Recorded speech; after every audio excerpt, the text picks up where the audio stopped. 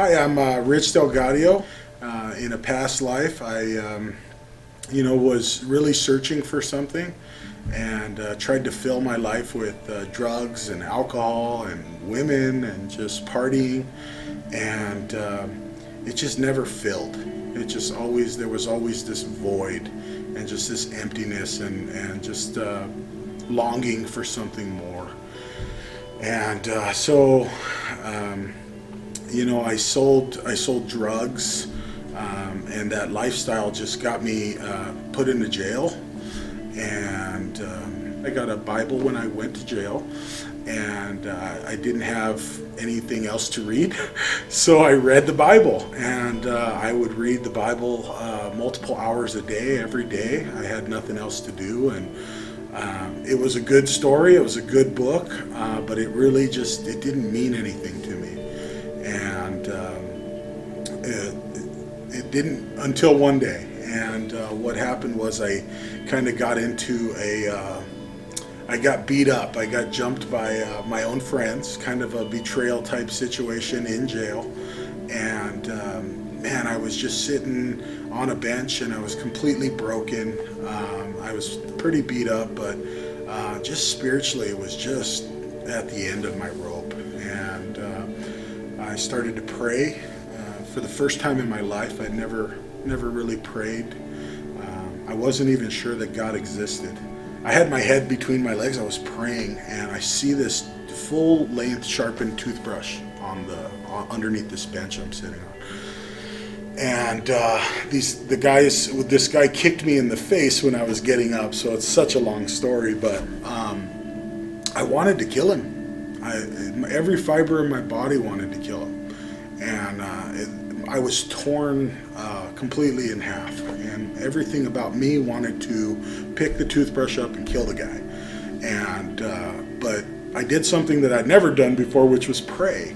And I just felt like everything that I had been reading, and I read a lot of the Bible by that point. Not in the entire thing, but everything that I read just didn't line up with that. And I just remember that day when I finally gave up the fight. I just remember feeling God's peace, and I had nothing to worry about in that moment. And I could feel God's presence, and I'm not big on touchy-feely stuff, so this was a big deal to me. I was sitting there just sobbing, and I remember just praying, and I remember God speaking to me, and I'm always hesitant to say that. People get weird about that and stuff. But I remember God telling me, you don't have to fight this fight. And that was so hard for me to understand, because I fought my whole life, I still remember to this day, I was watching those guys and I'm thinking, great, here I am crying, looking, weak, and they're going to beat the snot out of me. And I just remember looking up and thinking, oh great, now I got to deal with these guys, and now I don't have this hatred in my heart. I don't have this desire to kill them anymore.